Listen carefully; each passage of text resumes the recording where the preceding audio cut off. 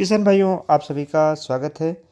आज हम एक नई खेती गन्ना और लहसुन की यहाँ पर बताएंगे और यह भी बताएंगे कि पराली की मल्चिंग से इसे कैसे फ़ायदा मिला है। किसान भाइयों, पहले हम मेथड बताना चाहते हैं।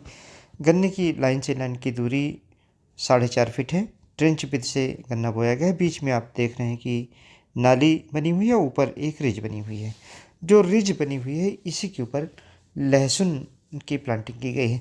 लहसुन के लिए जो रिक्वायरमेंट है खाद की, उसको अलग से प्रयोग किया गया। गन्ने के लिए अलग खाद प्रयोग की गई है और लहसुन के लिए अलग प्रयोग की गई है। लहसुन की बुआई का जो मेथड है वो छोटी फरो बना करके पहले इस रिज को बराबर किया गया। बराबर करने के बाद फरो बना करके और लहसुन इसमें डाल दिया गया। ऊपर से पावड़े से बराबर कर दिया गया है।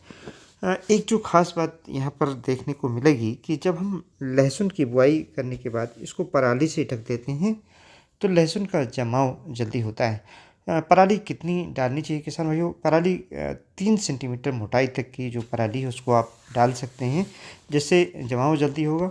दूसरा फ़ायदा ये होगा, जो शुरुआत में खरपतवार उगते हैं वह नहीं उग पाएंगे, पत्ती में ढक जाएंगे। और सॉइल का जो एरेशन है, जो सॉइल की पोरोसिटी है, रंध्रावकाश है, वह बना रहेगा, जिससे लहसुन के पौधे बढ़ेंगे भी और साथ ही में जो उनकी बल्ब है वह भी तेज़ी से बढ़ पाएगी। किसान भाइयों, इसका एक और फ़ायदा है, जब काफ़ी दिनों बाद ये पत्तियां सड़ जाती हैं तो ऑर्गेनिक मैटर के रूप में कार्य करती हैं, जिससे हमारी जो मृदा की उर्वरता है, उर्वरक क्षमता है, वह भी बढ़ती है। किसान भाइयों, चूँकि लहसुन एक ऐसी फसल है जिसकी अगर हम कास्ट ऑफ कल्टीवेशन देखें तो शुरुआत में बीज की कास्ट ज़्यादा रहती है, बाकी कोई उस तरीके का प्रबंधन नहीं है।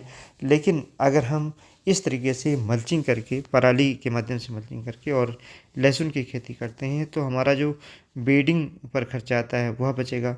बार बार खेत में पानी नहीं लगाना पड़ेगा। जब हम ऊपर से पत्ती बिछाते हैं तो जो इवापोरेशन लॉसेज होते हैं, यानी जो सूरज के प्रकाश में मॉइस्चर का लॉस होता है, वह एक तरीके से नहीं हो पाता है।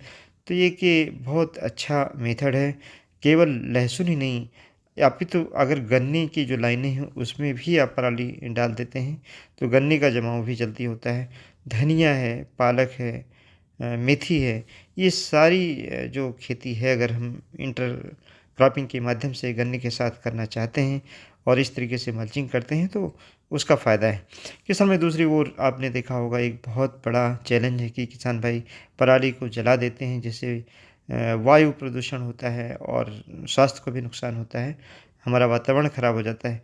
लेकिन एक ये बहुत अच्छा तरीका है कि जब भी गन्ने की खेती आपको धान वाले खेत में करनी हो तो पराली आप थ्रेशिंग करा करके अलग रख लें और गन्ना बोने के बाद लाइनों में कुछ आप ढक सकते हैं और ऊपर जो इंटर क्रॉपिंग के लिए क्रॉप आप लगाते हैं इस तरीके की, उसमें इसका प्रयोग आसानी से कर सकते हैं, जिससे आपकी गन्ने की उत्पादकता भी बढ़ेगी, लागत भी घटेगी।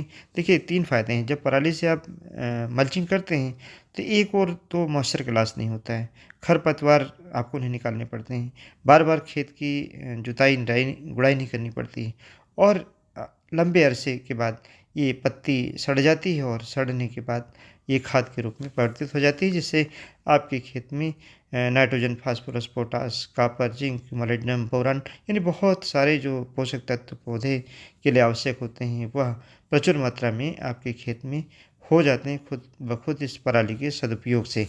तो किसान भाई, एक ये बढ़िया मेथड है, इसको आप अपना सकते हैं। धन्यवाद। जय हिंद, जय भारत।